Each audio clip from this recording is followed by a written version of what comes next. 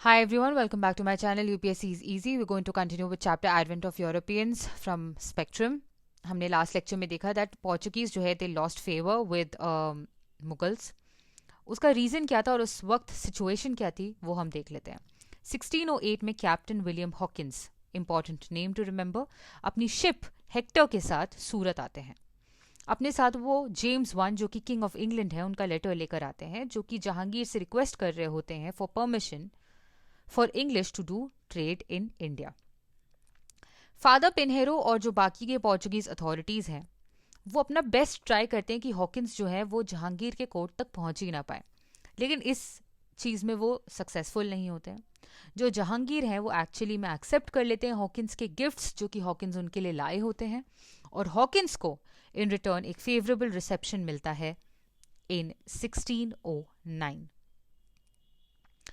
आपको हॉकिंस की खास बात पता होना चाहिए कि विलियम हॉकिंस जो है एक्चुअली तुर्की लैंग्वेज में बहुत अच्छे से कॉन्वर्स कर सकते थे, और इसीलिए ऑब्वियसली वो बिना इंटरप्रेटर के, आपको पता चलेगा कि वो बिना इंटरप्रेटर के जहांगीर के साथ कन्वर्स करते थे. जहांगीर जो है इस वजह से बहुत प्लीज हुए, बहुत इम्प्रेस हुए हॉकिंस से, और उन्हें मनसबदार बनाया ऑफ 400, और सैलरी 30,000 रखी गई उनकी. ठीक है, तो हॉकिंस को एक्चुअली मनसबदार बनाया गया. अपेरेंटली आपको ये पता होना चाहिए कि जो हॉकिंस हैं he also married the daughter of an Armenian Christian. Mubarak Shah की बेटी से उनकी शादी हो जाती है. लेकिन ये जो ग्रांट ऑफ फैसिलिटीज़ हैं टू इंग्लिश, इससे पोर्चुगीज काफ़ी नाराज़ हो जाते हैं. हाउएवर आप देखेंगे कि नेगोशिएशंस और एक ट्रूस एस्टैब्लिश हो जाता है पोर्चुगीज और मुगल्स के बीच में. जो पोर्चुगीज हैं वो एक्चुअली क्या करते हैं, वो स्टॉप करते हैं इंग्लिश शिप्स को फ्रॉम एंटरिंग इंडिया. ठीक है, तो वो रोकना चाहते हैं किसी भी तरीके से कि जो इंग्लिश शिप्स हैं वो आना पाए. राइट, सूरत में ही स्टॉप कर देते हैं, वहां पे पहुंचने ही नहीं देते हैं. ठीक है, पोर्ट ऑफ सूरत एंटर नहीं होने देते हैं. हॉकिंस जो है वो बैफल हो जाते हैं और वो मुगल कोर्ट को छोड़कर चले जाते हैं इन 1611. राइट, बेसिकली क्या होता है, जो पोर्चुगीज हैं वो अपना एस्टैब्लिश कर चुके हैं ट्रूस विथ मुगल एम्परर, और वो स्टॉप भी कर रहे हैं शिप्स फ्रॉम एंटरिंग सूरत. जो विलियम हॉकिंस हैं वो इस सिचुएशन से उस सिचुएशन को मैनूवर नहीं कर पाते हैं, और उसके बाद 1611 में वो चले जाते हैं. राइट, हाउएवर आप ये देखेंगे कि 1612 नवंबर में एक और इंग्लिश शिप वहां पर आती है जिसका नाम होता है ड्रैगन. ठीक है, और ये जो शिप है ये कैप्टन बेस्ट के अंडर में आती है. राइट, उसके साथ एक लिटिल शिप भी, छोटी शिप भी आती है जिसका नाम है ओसिएंडर, और सक्सेसफुली पोर्चुगीज फ्लीट को हराकर वो आ जाती है. राइट, और जो जहांगीर हैं वो एक्चुअली उनके पास कोई नेवी एज सच होती नहीं है, और पोर्चुगीज नेवी के बारे में हम पढ़ चुके हैं कि वो कितनी सक्सेसफुल नेवी थी, कितनी स्ट्रांग नेवी थी, ये हमको पता है. राइट, इसीलिए उनका डोमिनेंस भी था उस वक्त. राइट, तो एक छोटी शिप ओसिएंडर और कैप्टन बेस्ट द्वारा लाई गई ड्रैगन शिप कैसे पोर्चुगीज फ्लीट को हराती है और एंटर करती है, उससे जहांगीर जो है वो एक्चुअली इंप्रेस हो जाते हैं. राइट, जो पोर्चुगीज एक्ट ऑफ पायरेसी है वो एक और पॉइंट ऑफ कंटेंशन बनता है between the Mughal emperor and Portuguese. Right, 1613 में जो पोर्चुगीज हैं वो एक्चुअली क्या करती हैं, वो मुगल शिप्स को कैप्चर कर लेती हैं, प्लंडर कर देती हैं कार्गोस, और बहुत सारे मुस्लिम्स को इम्प्रिजन कर देती हैं, जिस वजह से जहांगीर पोर्चुगीज से नाराज हो जाते हैं. जहांगीर ऑर्डर करते हैं मुकर्रब खान को, ठीक है, जो कि उस वक्त सूरत के, आपको बोल सकते हैं इंचार्ज थे उस वक्त, कि वो पोर्चुगीज से कंपनसेशन इन चीजों का ले. क्या होता है, पोर्चुगीज एक्ट ऑफ पायरेसी जो है वो बढ़ रही है. पोर्चुगीज क्या करते हैं, वो जो मुगल शिप्स हैं उसे प्लंडर करते हैं. राइट, बहुत सारे मुस्लिम्स को इम्प्रिजन कर देते हैं। जहांगीर से गुस्सा हो जाते हैं और वो मुकर्रब खान जो कि सूरत के इंचार्ज होते हैं उन्हें ऑर्डर करते हैं कि वो पोर्चुगीज से कंपनसेशन ले, राइट। हाउएवर आप देखेंगे कि पूरी तरीके से वो जो पोर्चुगीज का फेवर है वो लूज होता है शाहजहां के टाइम पर, ठीक है। ऐसा क्यों होता है वो भी हम अभी आगे देखने वाले हैं। जैसे शाहजहां के टाइम पर पोर्चुगीज का पूरी तरीके से फेवर लूज होता है, उनका ये होप जो है कि वो मुगल एम्परर को क्रिश्चियनिटी में कन्वर्ट कर देंगे, वो भी लूज हो जाता है, ठीक है। अभी हम देखने वाले हैं कैप्चर ऑफ हुगली, ठीक है। इंपीरियल फरमान ऑफ सिरका जो है, जो कि 1579 का था, जो पोर्चुगीज है उसके वजह से सेटल डाउन करती है रिवर बैंक में, शॉर्ट डिस्टेंस फ्रॉम सदगांव, ठीक है। सदगांव से थोड़ी दूर में रिवर बैंक पे पोर्चुगीज अपना सेटलमेंट बनाती है ट्रेडिंग एक्टिविटीज कंटिन्यू करने के लिए। कहाँ की बात हो रही है? बंगाल की बात हो रही है, थोड़ी दूर फ्रॉम सदगांव, ठीक है। अपनी पोजीशन को बहुत बहुत साल तक स्ट्रेंथन कर पाती है पोर्चुगीज, बहुत सारी बिल्डिंग्स कंस्ट्रक्ट कर लेती है, ठीक है। तो आप देखेंगे कि इनका जो न्यू पोर्ट फिर बनता है माइग्रेट करके फ्रॉम सदगांव, वो बनता है हुगली। पोर्चुगीज एक और चीज करती है, मोनोपोली एस्टैब्लिश कर देती है अपनी सॉल्ट मैन्युफैक्चरिंग में। तो आप समझ सकते हैं कि एक बेसिक कमोडिटी जैसे कि सॉल्ट, उसकी मैन्युफैक्चर करने में मोनोपोली अगर पोर्चुगीज की है, तो आप समझ सकते हैं कि किस तरीके से वो अपनी पावर का एक्सपेंशन कर रही है इंडिया में, ठीक है। एक कस्टम हाउस भी खुद का बिल्ड कर लेती है, ठीक है। ड्यूटी टैक्स लगाती है टोबैको पे,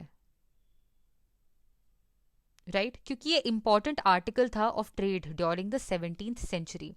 टोबैको आपको याद रखना है कि इंपॉर्टेंट आर्टिकल ऑफ ट्रेड है ड्यूरिंग 17th सेंचुरी। तो क्या क्या कर दिया पोर्चुगीज ने? अपना जो न्यू पोर्ट है वो हुगली पे एस्टैब्लिश कर दिया है, मोनोपोली अपनी एस्टैब्लिश कर दी है मैन्युफैक्चर ऑफ सॉल्ट में, ठीक है। और बिल्ड कर दिए हैं अपने कस्टम हाउसेस, और हैवी ड्यूटी एनफोर्स कर रहे हैं टोबैको पे, जो कि इंपॉर्टेंट कमोडिटी ऑफ ट्रेड है ड्यूरिंग द 17th सेंचुरी, ठीक है। आपको एक और चीज समझनी पड़ेगी कि जो पोर्चुगीज हैं, they lost total favour because of another activity. Piracy और पैसे तो एक एक्टिविटी थे ही, ट्रेडर्स की जैसे तो वो पैसे कमा ही रहे थे, मनी मिंटिंग का वो कर ही रहे थे, but they also started a cruel trade off slave trade करने लग गए थे वो, ठीक है। हिंदू और मुस्लिम बच्चों को they use to purchase and seize, फिर उन्हें बड़ा किया जाता था एज क्रिश्चियंस, ठीक है। मुमताज महल जो है उनकी 2 स्लेव गर्ल्स को सीज कर लिया था पोर्चुगीज ने। और आप देखेंगे कि जून 24, 1632 को मुगल जो है वो सीज शुरू करते हैं ऑफ हुगली, ठीक है। और 3 महीने बाद कैप्चर कर लेते हैं। क्या होता है? स्लेव ट्रेड शुरू कर चुके हैं पोर्चुगीज। उसके बाद वो क्या करते हैं, जो मुमताज महल है उनकी 2 स्लेव गर्ल्स को भी वो सीज कर लेते हैं, राइट। उनकी सीज होने के बाद आप देखेंगे जून 24, 1632 को मुगल क्या करते हैं, हुगली को सीज करना शुरू करते हैं और एंड करते हैं कैप्चर ऑफ हुगली 3 महीने बाद। फिर क्या होता है कि जो शाहजहां हैं, जो कि उस वक्त के मुगल एम्परर थे, वो ऑर्डर कर देते हैं governor of Bengal. Governor of Bengal इस वक्त कौन है शाहजहां के टाइम पर? कासिम खान, ठीक है। तो ऑर्डर करते हैं वो गवर्नर ऑफ बंगाल कासिम खान को कि वो पोर्चुगीज के अगेंस्ट एक्शंस लें, ठीक है। जब सीज ऑफ हुगली होता है तो फाइनली पोर्चुगीज वहां से फ्ली करना शुरू कर देते हैं, राइट। मुगल्स जो हैं इस वक्त अपने 1000 मैन को लूज कर देते हैं, तो Mughals lose 1000 man but also took 400 prisoners to Agra. और इन प्रिजनर्स को ऑप्शन दिया जाता है कि या तो आप इस्लाम में कन्वर्ट कीजिए, और फिर उसके बाद थोड़े दिन तक जो पर्सिक्यूशन है क्रिश्चियंस का वो कंटिन्यू होता है। इतना क्लियर है? आपको समझ में आ गया कि पोर्चुगीज अपना फेवर कैसे लूज करे विद मुगल एम्प्रर। ठीक है, शाहजहां के टाइम पर पूरी तरीके से लूज हुआ, ये भी हम समझ चुके हैं। डिक्लाइन ऑफ पोर्चुगीज देखने की कोशिश करते हैं। ठीक है, आपको पता है कि कैसे पोर्चुगीज ने अपना जो कमर्शियल इन्फ्लुएंस है वो अब अभी तक वो लूज कर चुके हैं, लेकिन वो फिर भी इंडिविजुअल कैपेसिटी में बहुत सारे पायरेसी एक्टिविटीज, रॉबरी, ये सब कंटिन्यू करते हैं। आपको ये पता होना चाहिए कि बे ऑफ बंगाल में एक्चुअली में हुगली जो है वो पोर्चुगीज पायरेसी का हब था। ठीक है, बहुत सारे फैक्टर्स हैं जिस वजह से डिक्लाइन हुआ पोर्चुगीज का, हम उनमें से कुछ फैक्टर्स जरूर देखेंगे। ठीक है, पावरफुल डायनेस्टीज इजिप्ट की, पर्शिया की, नॉर्थ इंडिया में, ठीक है, और राइज ऑफ मराठास, ठीक है, जो कि इमीडिएट नेबर्स बने पोर्चुगीज के। इस वजह से आप देखेंगे कि कैसे पोर्चुगीज का इन्फ्लुएंस बहुत कम हो गया। मराठास ने तो एक्चुअली एक टाइम पर सेल्सेट एंड बेसिन जो है पोर्चुगीज से 1739 में रिकैप्चर कर लिया था। राइट, रिलीजियस पॉलिसीज ऑफ अगर पोर्चुगीज आप देखें तो आपको पता है कि उनका जील था to convert people into Christianity. Activities of Jesuits जो थे वो पॉलिटिकल फियर को राइज दे रहे थे। एक टाइम पर आपको पता है कि कैसे मुगल एम्परर जहांगीर, कैसे he was a little afraid of giving support to the Jesuits, क्योंकि उनको लग रहा था कि वो मुस्लिम सपोर्ट जो है वो लूज कर देंगे। तो जेसूट्स के आने से पॉलिटिकल फियर भी बढ़ रहा था। ठीक है, और आपको पता ही है कि कैसे पहले मुस्लिम्स को वो कन्वर्ट करना चाहते थे, लेटर हिंदूज भी जो हैं वो जेसूट्स के खिलाफ रिजेंटफुल हो गए थे। तो एक तरीके से जो रिलीजियस पॉलिसी है पोर्चुगीज की वो फिट नहीं हो पा रही थी विद इंडिया। राइट, डिसऑनेस्ट थे, डिसऑनेस्ट ट्रेड प्रैक्टिसेस थी।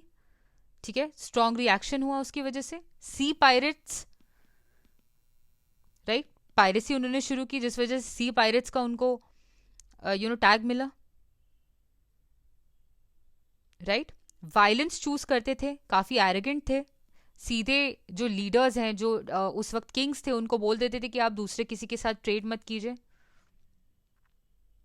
राइट, डिस्कवरी ऑफ ब्राजील जब हुआ, ब्राजील की डिस्कवरी, उन्होंने क्या किया कि जो एक्टिविटी है कॉलोनाइजिंग की वो डाइवर्ट हो गई टू द वेस्ट। ब्राजील के आने से जो अटेंशन है वो डाइवर्ट हो गया पोर्चुगीज का। ठीक है, इसके बाद आपको एक और चीज पता चली कि जो यूनियन है of two kingdoms of Spain and Portugal, इन दोनों का यूनियन जो 1580 में हुआ और 81 में हुआ। ठीक है, तो जो स्मॉलर किंगडम्स थे ऑफ स्पेन वो वॉर पे आ गए विद इंग्लैंड एंड हॉलैंड, जिस वजह से पोर्चुगीज की मोनोपोली ऑफ ट्रेड जो है वो बैडली अफेक्ट हो गई। ठीक है, आपको मैंने शुरू में जब चैप्टर का हम फर्स्ट लेक्चर कर रहे थे तब मैंने आपको बताया था कि नॉलेज ऑफ ट्रेड रूट जो था वो एक मेजर रीजन था जिस वजह से पोर्चुगीज जो है वो इंडिया आ पाए थे। बट अब ये नॉलेज ऑफ ट्रेड रूट जो है it's no more a secret. Soon enough जो डच हैं, इंग्लिश हैं, राइट, जो स्किल्स ऑफ ओशन नेविगेशन उन्होंने सीख लिया था वो भी अब इंडिया आने वाले थे। राइट, आपको ये भी पता होना चाहिए कि जो डच और इंग्लिश है उनके पास ज्यादा रिसोर्सेस थे, तो पोर्चुगीज उनका रेजिस्टेंस ओवरकम नहीं कर सकती थी। आप देखेंगे कि एक एक करके पोर्चुगीज के जो पोजेशंस हैं वो उनके ओपोनेंट्स के पास जाते गए। ठीक है, गोवा पोर्चुगीज के साथ ही था। आपको कब तक गोवा पोर्चुगीज के साथ था मुझे बताओ। अगर आपने पॉलिटी थोड़ी भी पता होगी पढ़ी होगी तो आपको पता होगा कि गोवा कब तक पोर्चुगीज के साथ था। गोवा जो है वो पोर्चुगीज के साथ था, राइट। लेकिन इसका इंपॉर्टेंस लूज हो चुका था after the fall of Vijayanagara empire. तो जब डिक्लाइन ऑफ विजयनगरा एम्पायर हुआ तो ऑब्वियसली गोवा किसके पास था, उससे फर्क पड़ना बंद हो गया,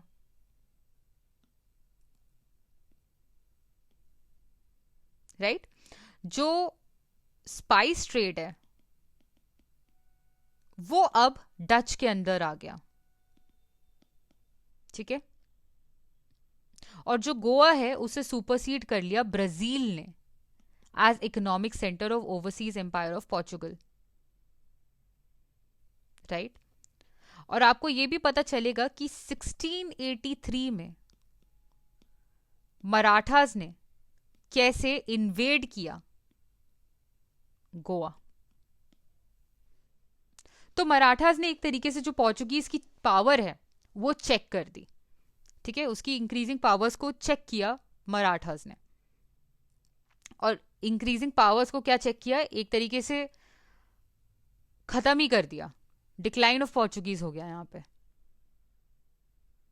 ठीक है। इतना क्लियर है।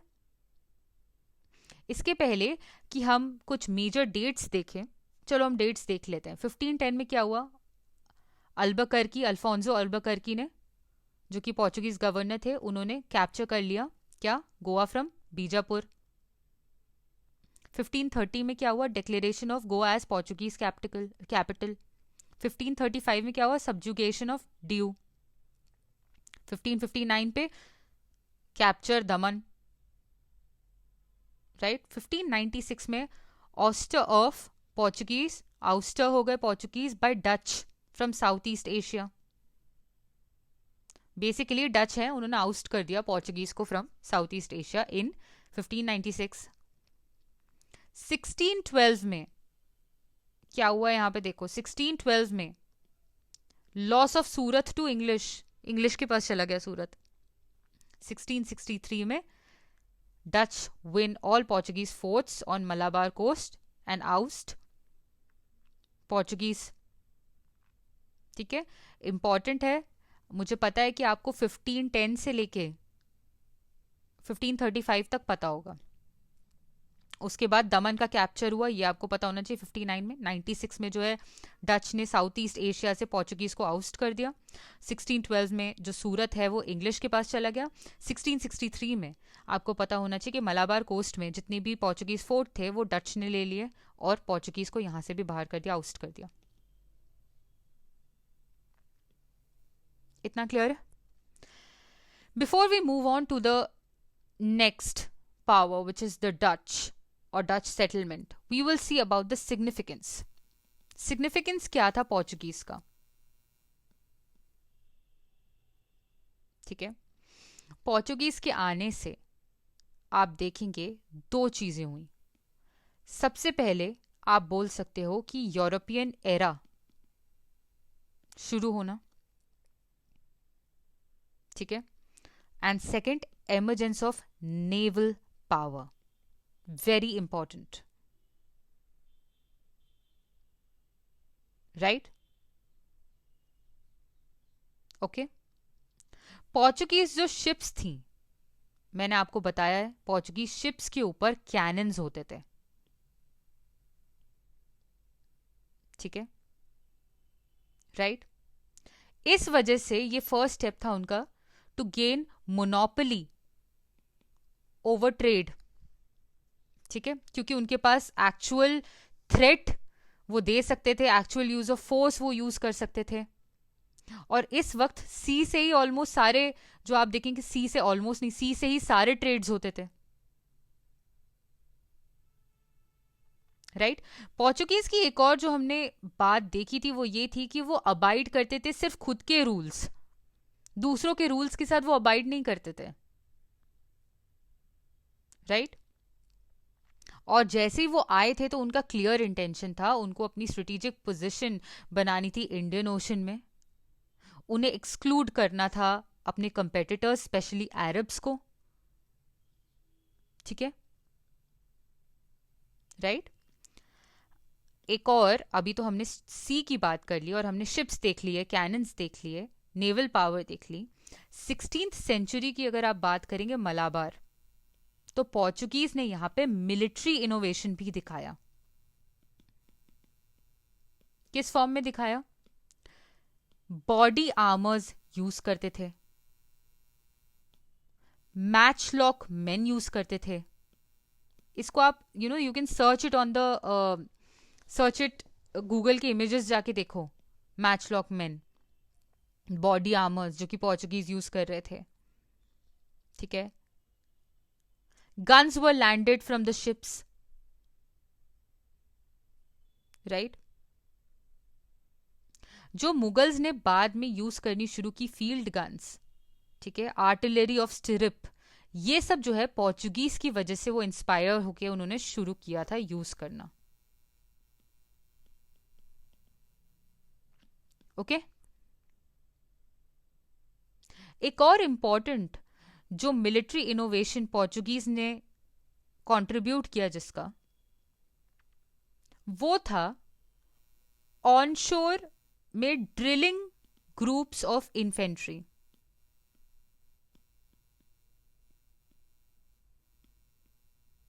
और ये बेस था स्पैनिश मॉडल पे।